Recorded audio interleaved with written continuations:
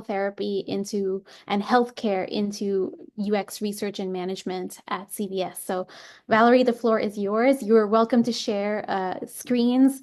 Our Zoom bomber has disappeared for now, so it's all good. Awesome. Awesome. Welcome, everybody. Thank you for hanging out on a Friday afternoon, staying until 3 p.m. Eastern Time. I'm going to go ahead and share the presentation. So, as Samaya said, I currently am a senior project manager, UX lead over at CVS Health. Under specifically more of a program management department, if you will. It's a huge company and it's constantly changing. My role, my title, everything's constantly changing. So anyone out there who works in corporate probably understands what I'm talking about when it comes to the titles. So actually, I'm going to, this Zoom thing is getting in the way. Sorry. I'm always on Microsoft Teams. Let me reshare. Apologies. And I did a practice round before this. I was like, okay, let me make sure I don't mess this up. There we go.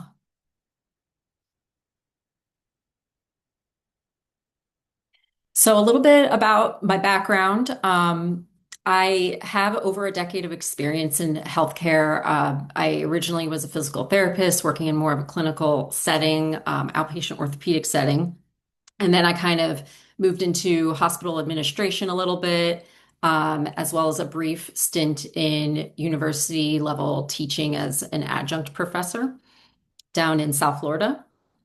And uh, my, I like to share the pivot timeline because looking back, I'm like, wow, that year was a little bit nuts. But in around February of 2022, like most people, I was starting to get very burnt out as a physical therapist. Healthcare professionals really got hit hard during the pandemic. So it wasn't just me, it was almost everybody that I encountered had some level of burnout during COVID. So for me, it hit really, really hard. I always had an interest in healthcare technology. I always was an early adopter of healthcare technology apps, everything. So I knew I wanted to somehow get into the tech world and kind of healthcare specifically. So of course, started Googling, came across Ideate Labs, now UX Women, um, and kind of took the leap. I'm sure you've heard of a lot of the speakers today kind of talk about their story and taking that first leap, and how exciting it is. So signed up for the boot camp and took the boot camp in the fall of that year.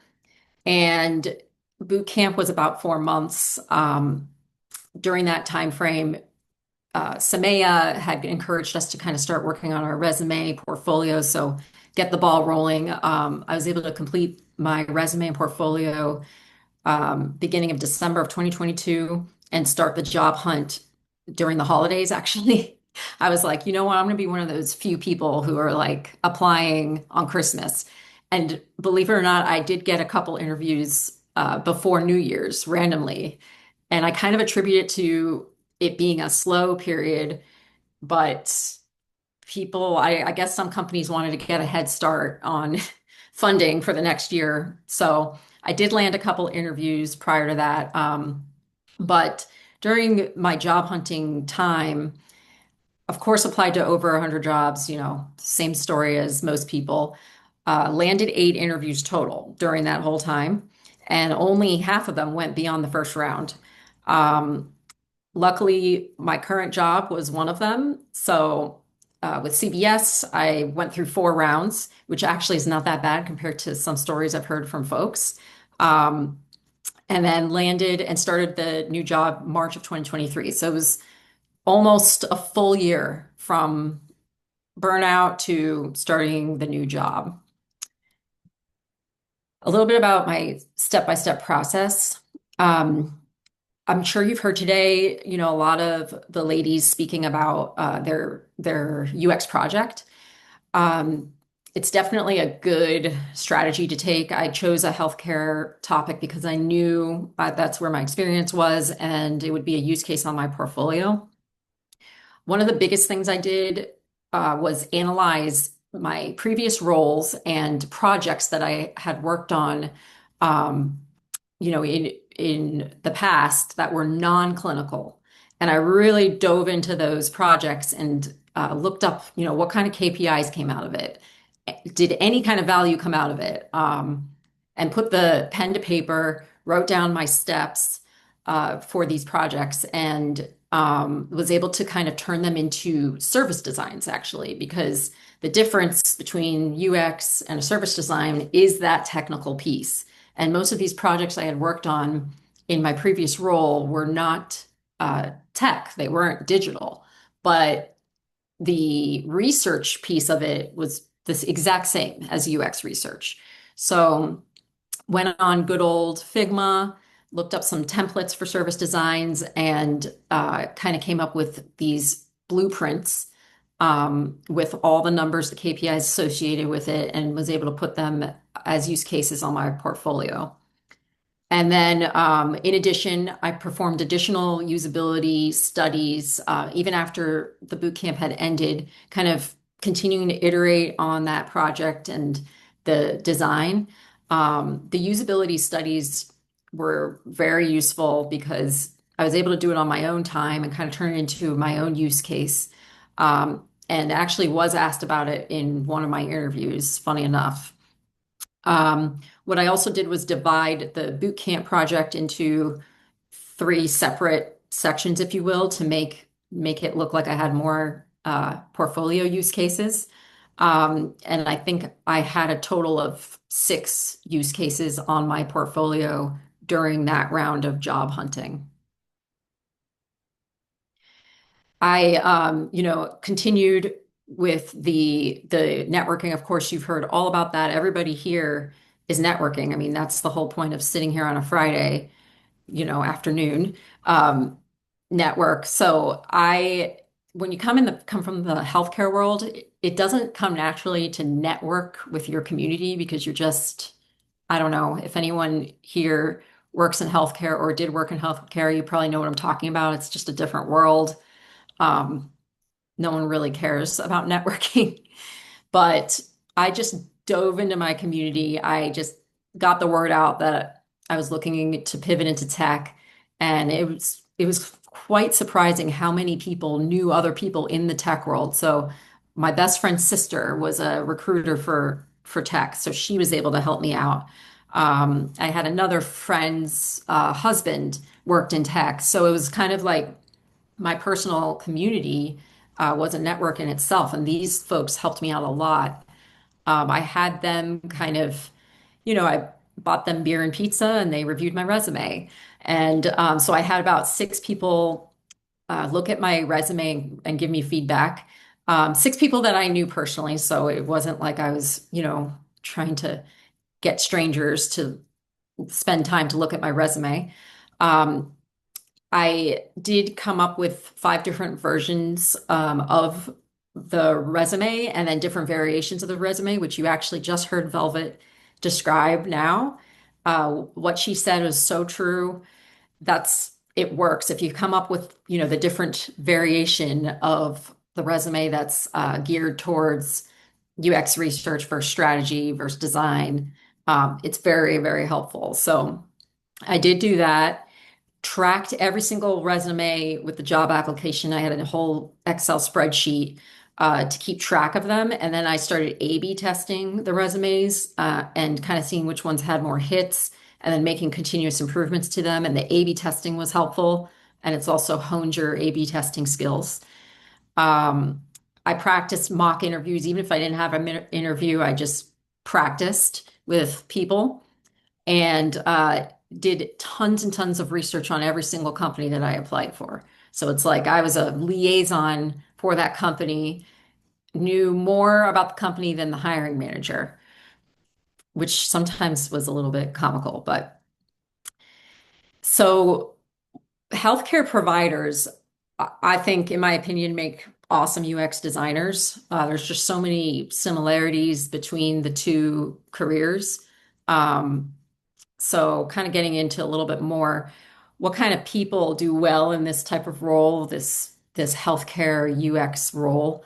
Definitely people who are proactive. So just a go-getter. I've, come across many, many, many healthcare professionals out there, and that's one thing a lot of people have in common is just being proactive, being analytical. Kind of comes by nature. It's like you go to so many years of school, so you have that analytical science brain. Um, of course, enjoying research, so not finding it cumbersome, but actually enjoying it and enjoying sharing information. Having that comprehensive view of the entire process. So if you think like the healthcare professionals that kind of look at the entire body, for example, um, you can do the same thing in the tech world where you're looking at the entire end-to-end process of the journey. If you are interested in getting into healthcare tech, it's probably good to know about policies, regulations, healthcare management, systems, strategy. Anything to do with that is very, very helpful in these jobs, having that background, medical terminology, all of that is super helpful. Being able to communicate, collaborate. So, when you're treating patients, if you're a healthcare provider, or even if you're in healthcare administration, there's always people that you have to communicate with. So that's very, very helpful in the tech world as well.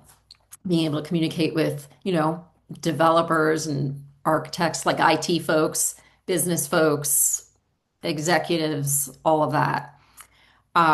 Adapting to different priorities, which obviously in healthcare, that's always happening. It's always in a state of flux. And that's no different in the tech world. Um, Being a lifelong student, most people in healthcare are lifelong students. So, uh, learning and honing your skills is super important. I mean, I just actually this morning took a course um, in AI through Salesforce. So it's like constantly learning. You never stop learning.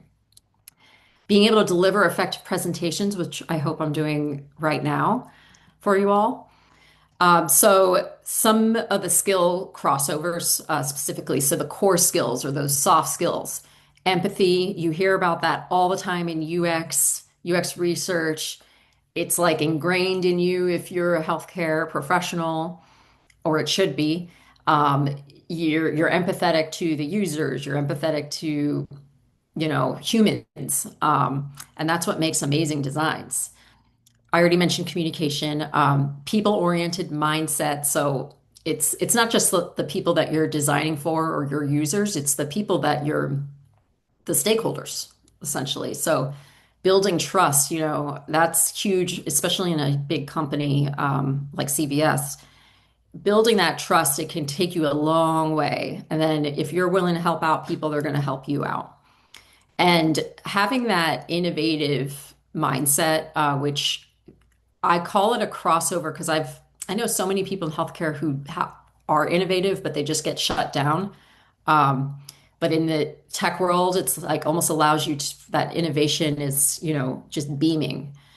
Um, some of the strategic execution aspect of the skills crossover. So, uh, being, very organized, of course, planning.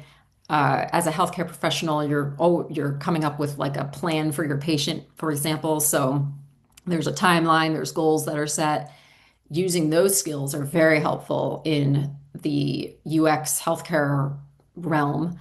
Kind of prioritizing because work is just constantly coming, and you want to be able to prioritize which one is needed. Setting those timelines, setting the guardrails. The analytical thinking, I kind of always come back to that because that piece of my brain never shut off, back when I was a healthcare professional, even up to this day, I'm kind of still thinking very analytically. So that there's similarities there.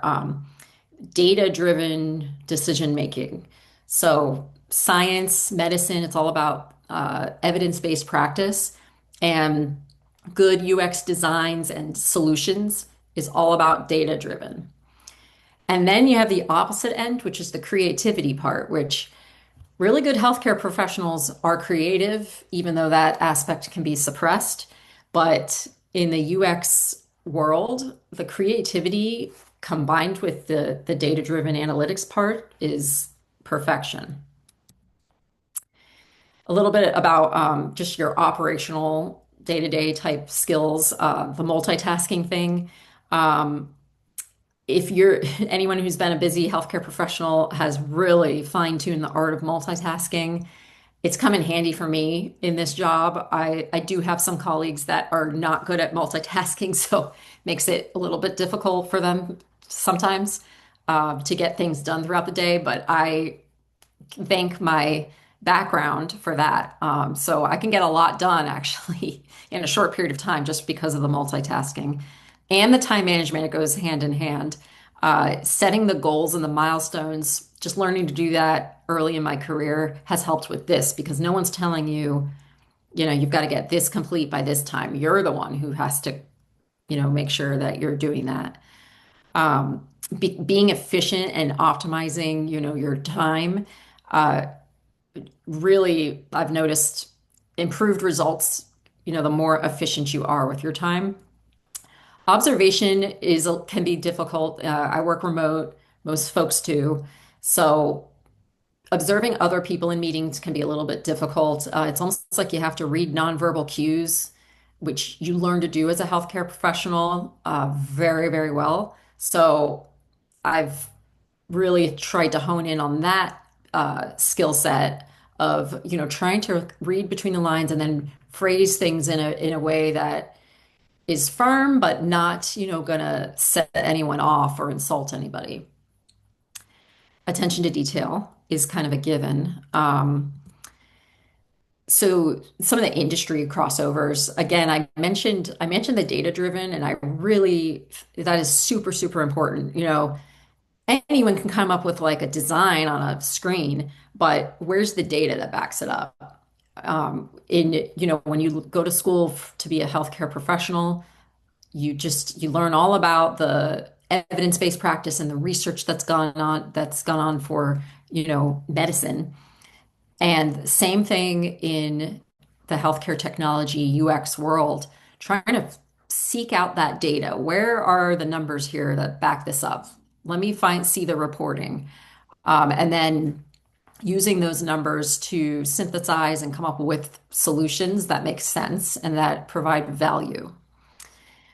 The different research methodologies, of course, everyone, talks about the quantitative and qualitative research aspect. In healthcare, there's definitely more qualitative. But in the tech world, at least if you're working for a massive company, it is more quantitative, just because you are dealing with just massive amounts of data sets. And sometimes it's a little bit challenging to find the funding and the budget for qualitative, one-on-one type interviews. Um, Documentation, of course, most professions, require extensive amounts of documentation. Healthcare is no different. That skill has been very helpful because if you just know to document even simple things like meeting minutes and notes and, having a paper trail is very, very helpful. I mentioned medical terminology. If you are interested in a healthcare tech role, brush up on your medical terminology because how can you build a product or design a product if you don't know, what any of the words mean? And healthcare regulations, super important. Privacy, HIPAA, all of that. And especially these days, it's a state of flux. So kind of keeping up to date on the healthcare regulations. So just kind of getting into what I do right now. Um, it's my role has definitely changed throughout the years and has morphed into different things. But just a few things that I've worked on. Spearheading cross-functional UX projects. So I do work on a product essentially as the UX lead, and they follow a scaled agile framework, which I'll get into in a moment. In addition to that, I facilitate discovery and research. So different projects may come my way, or ideas, or folks may have an idea, or I may have an idea, and then just kind of almost boil the ocean and dive in and do the discovery and find the little pieces and research to then kind of come up with the solutions. I do a lot of partnering with stakeholders from all different departments. So from IT to product to solution to business people, just across the enterprise, and make sure kind of we're all aligned on the UX aspects. So I try to really be the voice of the user in these meetings because a lot of people don't necessarily think about that. But also making sure everything aligns with business and enterprise objectives because this is corporate. And then I also oversee different types of applications. So uh, in our world, the user, kind of looking at the end-to-end picture, the user may touch different applications along the way. So kind of knowing, all right, if they're going to be on this app and then they're going to go over to this one and then this one, kind of just like looking at that entire picture and knowing a little bit about each one um, has been very interesting. So on any given day, I'll log in, and these are the things that I'm logging in first. So you've got your little sticky notes, which is Miro and Figma, of course. Everybody loves Figma. Uh, we are a Microsoft company, so I am just all up in the Microsoft tools. You see Salesforce there. The product that we're building is a Salesforce product, so I've gotten to know Salesforce very, very well. So I log into that first thing. Tableau is kind of more the data dashboard. So I use that. A lot of people will build dashboards on Tableau with different types of data. So that's where I go to kind of find data. And my favorite, everybody's favorite, Google. So UX and scaled agile framework. So I was lucky enough to kind of my company offered some certifications in scaled agile, SAFe, they call it. Uh, UX designers have a very interesting role in agile frameworks. So agile, as opposed to waterfall and software development, agile is works in iterative sprints to develop the product. And the product that I've been working on it's been about a 5-year ordeal.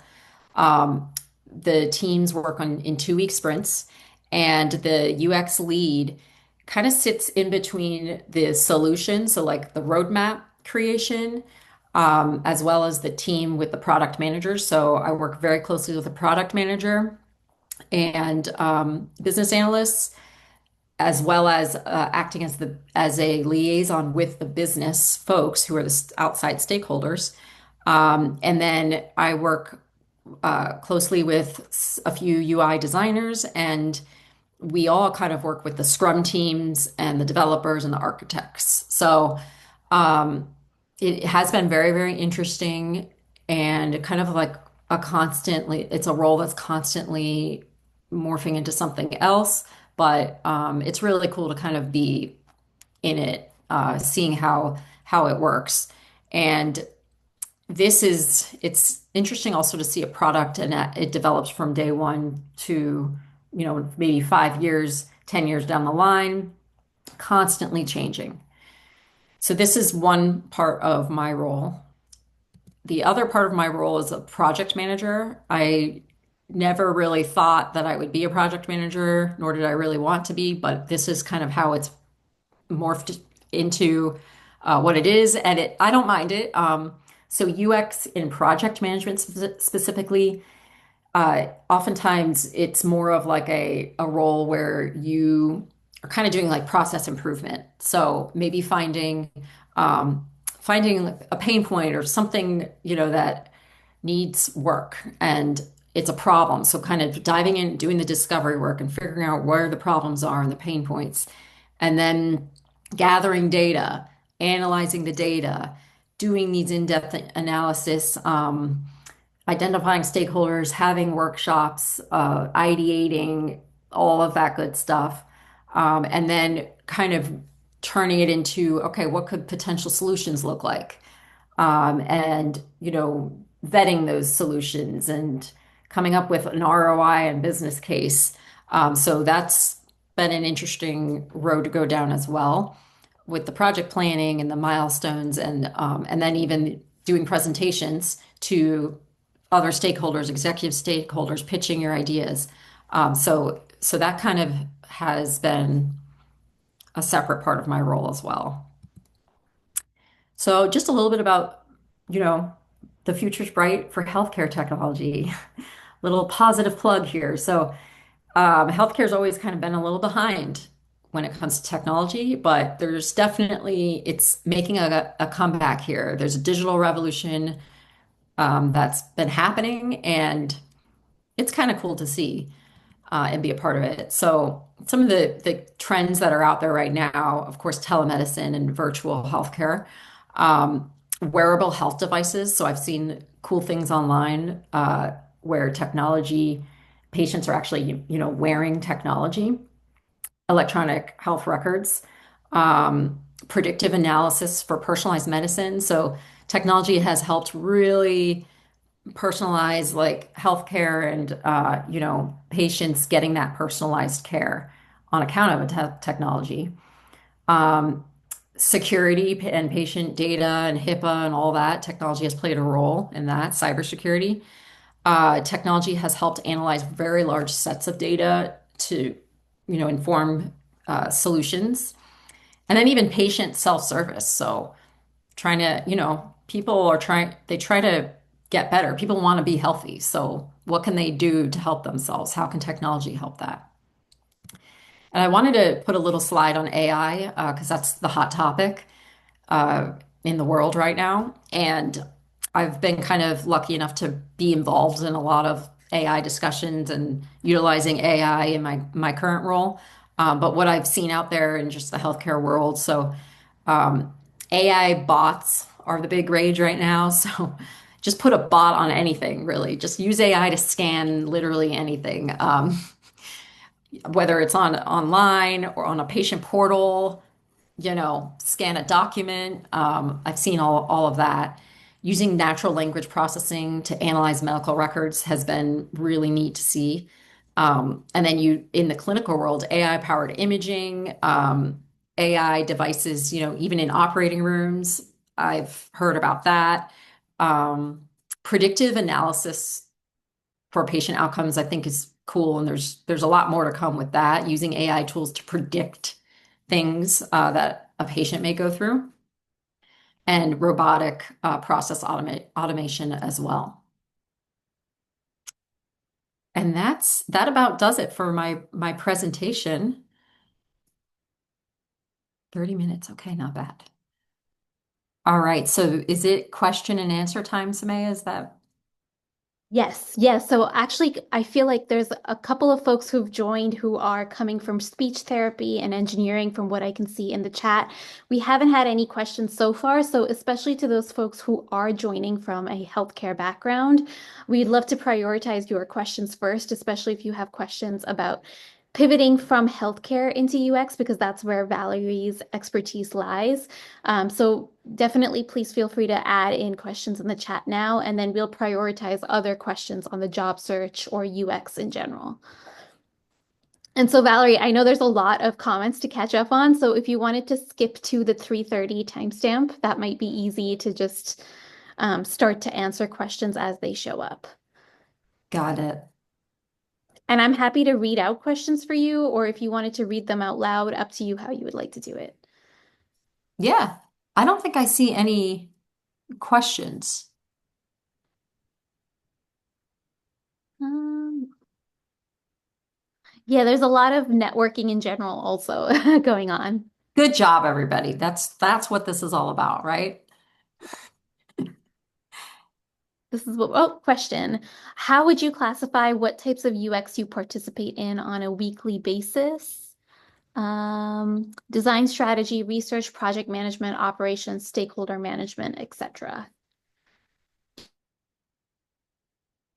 Um, I definitely, so UX type of things. So everything that you named right here, I participate in. So in terms of UX design, I work very closely with UI designers, and we kind of what we do is we'll take something from the roadmap. So we work on a product, and we're looking at the roadmap, and we take whatever that epic or feature is, and we kind of I do more of the research aspect of it, so quantitative or qualitative research, and coming up with like wireframes and user flows on Figma. And then the I meet with the UI designers and they fine tune it on Figma and following this, the standards that the company has.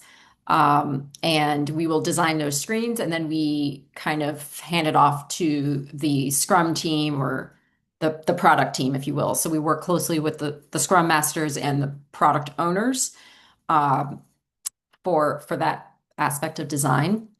When it comes to strategy or research or even project management, I will kind of sometimes have my own time, so my own working time where I am really diving into the either research or we have different tools that we use where I can like watch users, you know, go on the website, for example, or I can listen to calls, that are coming in, and I can see the user on the product platform and almost like see what they're doing, like look at the end-to-end journey and map it out. Um, Project management it's a necessary evil. I've had some projects just kind of come across my desk that have landed on my desk that I have to figure out in a way. So set up the project plan and identify all the things that are going to be involved in this project and kind of document like the step by step and come up with the goals and the action plan and then set up the meetings and like all that stuff. The stakeholder management part too, that's been a that's been a learning experience. Every If you work for like a massive company, sometimes half the battle is finding people and like finding the right people. I mean, it's crazy. You could email like 10 different people and then you finally get the person you're trying to look for.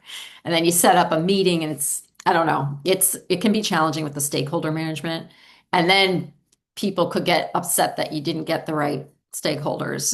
It could be a whole thing. But yes, all of those things listed there, I do on a daily basis.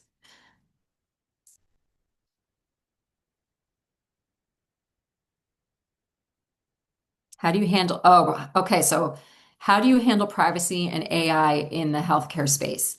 Um, that's that's like a hot topic. Let me tell you, hot topic. So every major company in the healthcare space has a entire compliance and legal department that are readily available. So, for example, when uh, teams are doing demos of a product that maybe was just developed, they cannot demo anything that has to do with like live patient data. So they have to either blur it out, let's say that it's like name, date of birth, any of like the PHI it's called. So like identifiers, which would be your name, your date of birth, your maybe an ID number of some sort, needs to be blurred out. And if you're not doing a demo, and let's say you're just doing like a working session, it's okay because you do have certain access to certain data, especially the product we're working on does have specific data. So we have to be careful with all of that. Even in a presentation like this, I have to be careful with what I say. I wouldn't be able to show, any examples of my work.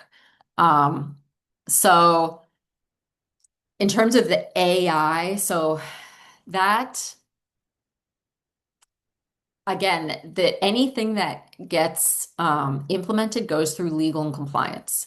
So, for example, we're building a scanner on a website that's going to scan, you know, people's personal information. Well, that scanner, all of that will go through legal and compliance. Did you acquire your quantitative analysis skills on boot camp or previous experience? Probably previous experience. Boot camp just made me realize that I have this and it can be used for other things. But yeah, I would say just going to school for so long and science, taking science classes, kind of, yeah, you just become very analytical person. Did you get a project management certification or your previous experience led you? Yeah, I did kind of like what the heck's it called now? When I first started working, I took a couple certifications. I did a product manager through the Scaled Agile, but then I also did a project management class through what is it, Six Sigma something. I can't remember what it was called, but I did do that, which was very helpful actually. Oh yeah, someone said they did the project management. PMP is good. That's like the gold standard, I think, for project management. I was a pharmacy assistant, so I have a plethora of knowledge in that industry, but recently was hired as a customer experience consultant within the insurance industry, and I'm overwhelmed with the corporate jargon. So, do you have any advice or resources learning about corporate stuff? Yeah, I mean, part of the challenge is kind of like adapting to the corporate culture and I don't know, find your people, kind of stick with them. Not everyone's corporate. You're going to start to know. I mean, I don't know how new you are in the corporate world, but after a year, you'll be more comfortable with it and you'll be able to tell like who's BSing. One thing, like something that someone told me when I first started was everybody's faking it. Like no one really knows what they're talking about in the corporate world. So I don't know if that helps you, Cindy, but that's the corporate jargon. Yes, it's a thing. It's just going to take time, but there's no like specific course I took or anything like that. I'm in higher education, trying to switch to UX design, connect on my LinkedIn. Connect with Janice, everybody. Question. I have a master's in experiential design, but I'm worried recruiters won't understand what it is. Should I just say that I have a master's in UX? Yes. Say you have a master's in UX. Everyone's trying to rebrand themselves. So if you saying you have a master's in UX is going to get you the interview, say it. Because yeah. Um, you're right. Regarding ample opportunities for healthcare UX, one of the most well-renowned healthcare organizations located in Phoenix operates under the archaic internal system, which has caused miscommunication and great confusion, ultimately resulting in a poor patient experience. All that to say, there's great opportunities. Oh my gosh, I wholeheartedly agree. That's the problem with healthcare. It's behind. It's like just now catching up, but there's dinosaurs out there. Does user research can be a remote job? Yes, I work remote. The day-to-day is kind of it's different every day, which makes it super cool. It can be, I could log in and think, oh, I'm going to go through my to-do list that I set up the day before. And then it leads me down different rabbit holes. So that's where the prioritizing and the time management comes into play. But, once you're working for a company for a certain period of time, people kind of like start to come to you with requests and you have to kind of like, all right, I'm going to help this person, but I need to get this done first before I send a random mock-up to this person. Um, so it's nice to hear from someone who made it out. I have been applying to so many healthcare opportunities. How did you stand out? I used AI to do the resume, but I'm not sure if it translates.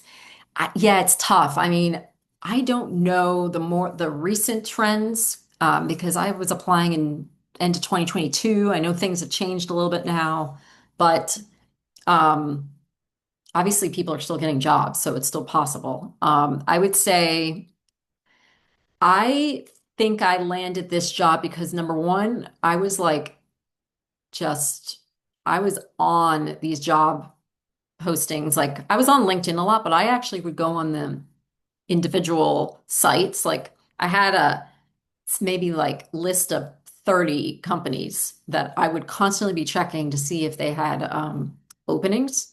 And I think I was one of the first to apply for this, to be honest, because I got then as soon as I applied, I somehow caught the posting within maybe 15 minutes of them posting it. And I put the application in and heard back that afternoon. It was like very quick because I think the timing, I got lucky with the timing.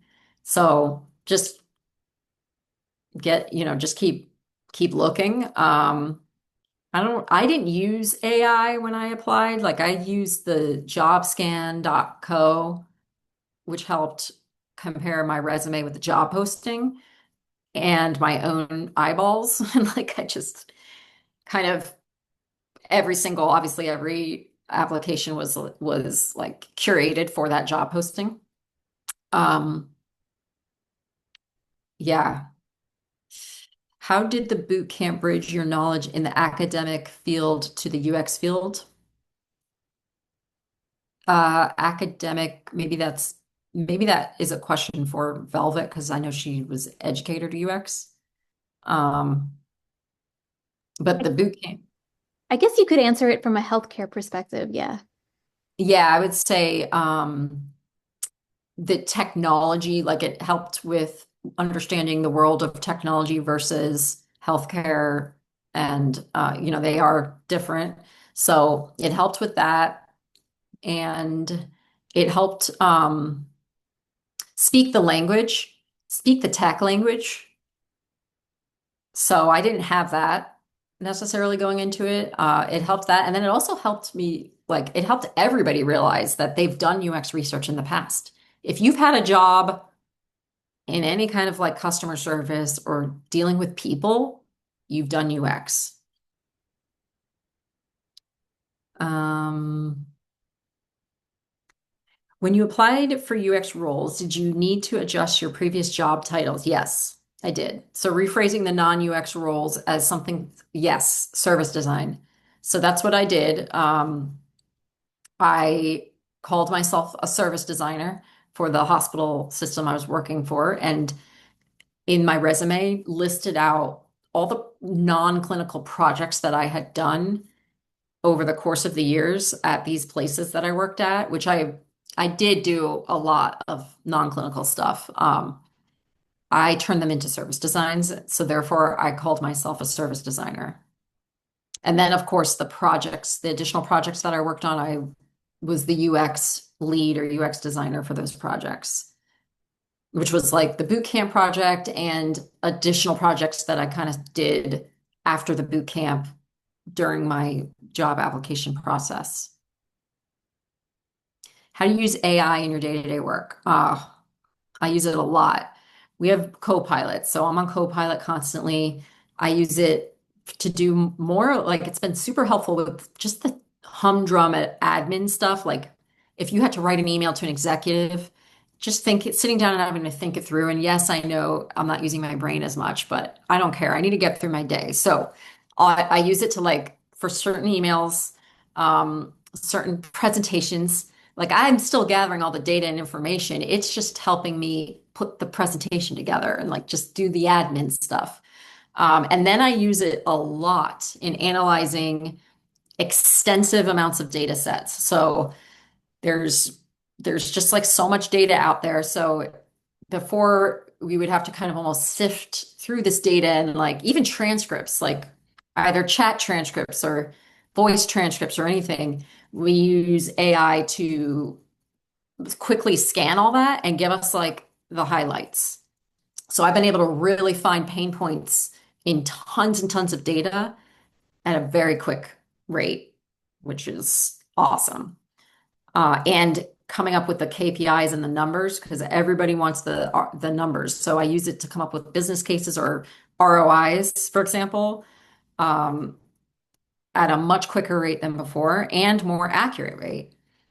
And then also I'm kind of using it in products. So I'm kind of helping in certain projects that are out there where they're building bots, for example, like on the website, kind of helping with user journeys, giving them kind of use cases, if you will, for AI.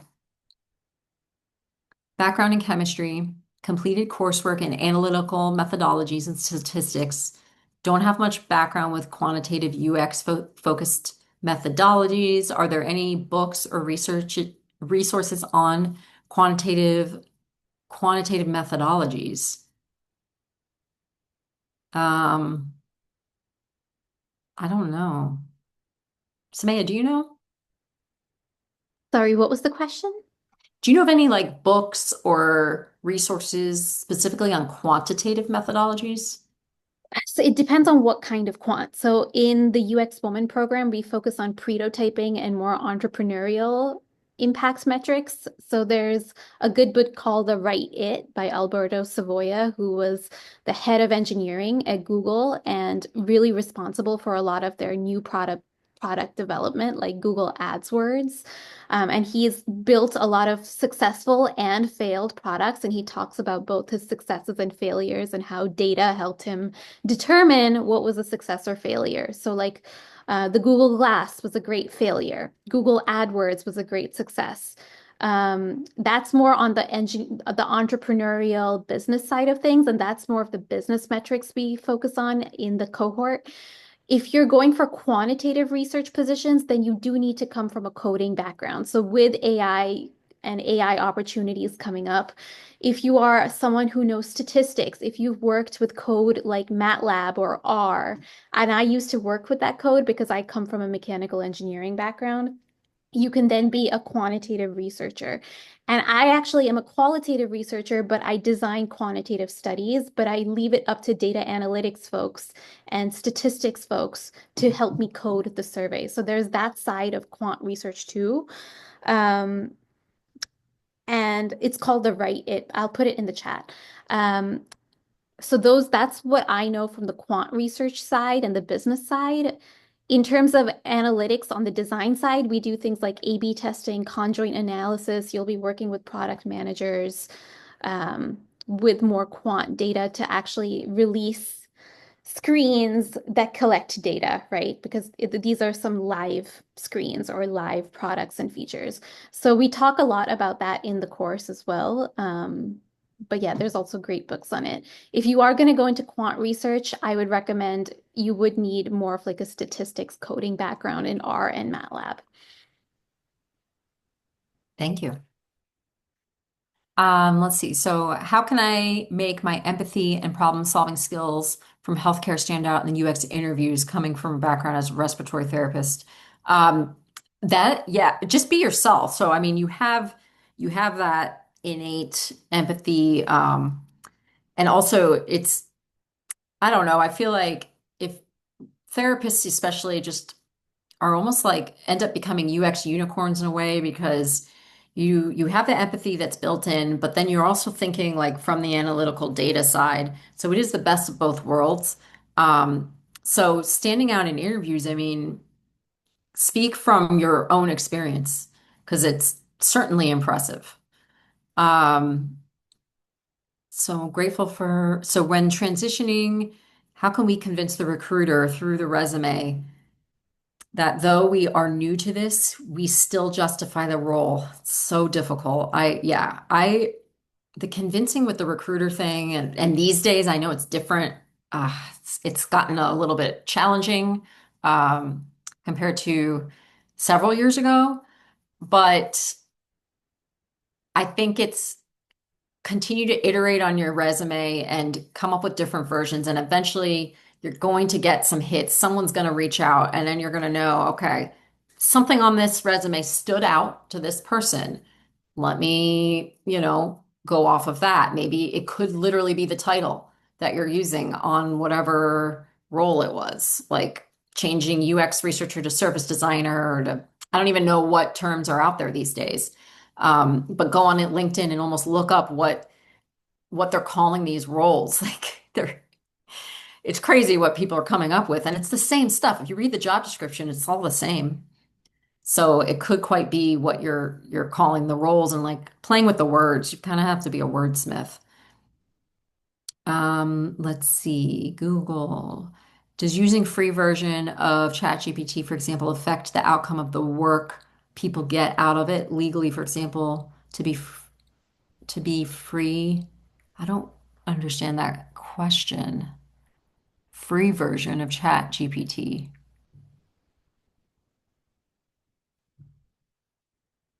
Affect, Maybe perhaps oh. they mean versus like having an enterprise version that's kind of locked down just Mhm. specifically for that company industry or something like that. I think that's maybe perhaps what they mean.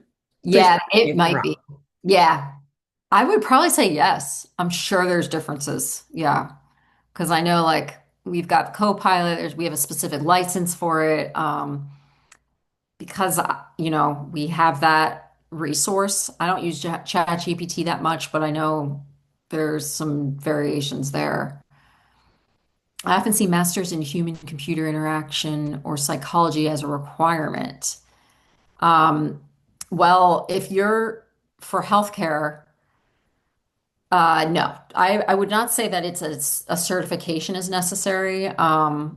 But if you ever took a course, I mean, if you took any kind of course in undergrad, because maybe you were a science major of some sort, you could leverage that. If they're saying, oh, this is required, we'll just say you took it. Um, let's see. Documentation in healthcare is so technologically archaic. I would like to jump on that. So, any idea to improve therapy documentation? I feel like so many people, I think it's coming. I think that's like there's going to be, that's part of the revolution. The documentation piece, I think, is coming. And using AI, these big time companies that own the documentation process, like Epic and some of these others, are going to start utilizing AI, and I think it's going to make it easier for clinicians. I feel like I've applied to a lot of entry-level jobs, have a master's in UX. Should I start being worried and redoing my portfolio or keep tailoring? Yes, constantly iterate. I mean, well, not yes to be worried, yes to constantly work on it. I mean, I'm not applying to jobs right now, but I'm still updating my portfolio. So if you're not getting any hits, just keep working at it, keep changing it. Um, any advice for a nurse to pivot into healthcare tech? Read, basically take all the advice you learned today from all the speakers. Uh, I have 14 years of experience working in healthcare as a speech pathologist. I've been in the holistic wellness space lately, looking for more opportunities to bring these mind, body, spirit into much needed stuffy spaces. Yes. Oh my gosh. Yes. Um, how can you share your approach to do thorough company research? Google the company. I would say like Google the company, learn about the history, learn about they all have their statements, like I forgot what it's called, but their little thing, spiel of like, we believe in this and this, and we're a company. So learn that, the mission statement, that's what it is. Learn about their goals, what they're proud of, and then really find something that you kind of like that resonates with you about them that could be personal. And that's how you can kind of share it in the interview. What trends do you see in your work or things you see in healthcare moving towards that you're excited about? I mean, I guess like AI is the hot topic, and it just companies are adopting it more and willing to kind of like spend time and money. And there's a whole movement for there's actually a coalition out there for ethical AI in healthcare. and there's a push for that. And like we see it all the time. We're involved in it, and I mean, I just working for like a tech forward, like a company that values technology and is willing to be innovative in that space is exciting. Very exciting. So, and I think the predictive analysis piece that I was talking about with AI, especially, is just so cool. Being able to predict what someone's like calling about or, predict like what they're trying to figure out online is really cool. Um, I know there's only 4 minutes left. What you just paraphrased, if you've worked with people, you've done UX. Yeah, you just have. Um, do you have a portfolio? So yes, I've been trying to work on my portfolio, but it's not finished. So it's not like out there. I had one before and then recently kind of decided it's probably a good idea to just keep working on it and update it, let's say. 3 more minutes. Let's see. Background in project management. So a lot of networking going on here, which is great. Oh, I'm not sure. There's like pictures being uploaded here. Someone from Atlanta wants to network. Addicted to Chat GPT. Don't you wish you invented Chat GPT? It's like, oh, did anyone do certification for Salesforce? Yes, I just recently did what's called an Agent Force certification. So learning how to build a bot on Salesforce because we are going to be doing that soon. So it was kind of encouraged for everybody in our department to like learn how to do it. And it was eye-opening because it's like the devil's in the details. I mean, it made me realize like you still need humans to build bots. Like there's no way I can't imagine getting to a point where a bot's gonna build a bot because like they're gonna miss stuff. But even like humans building the bot is like, how do you like every little nitty-gritty detail is needed. Or you're gonna be giving or that bot's gonna give you the wrong information. I'm working on mine at the moment with my company. We use Salesforce, and we're kind of in the transition to the latest version, which is the Lightning design system. And so, Yes. as we're trying to build in new features, I had to do some reading, and I was like, "Oh, the certification course is there." So I'm currently working on it as well, and they have really great resources. And the test is cost money, but the actual resources are in I think it's Trailblazer or something. Trailblazer. Yeah, Yep. they you can access a lot of those at no cost. Yep. Well, I think that about does it. Angelina's ready to close out the fun Friday. Last but not least, yes, I would love to introduce Angelina. And Angelina comes from a background in QA and graphic design. So for the folks here who come from a graphic design and QA or engineering background,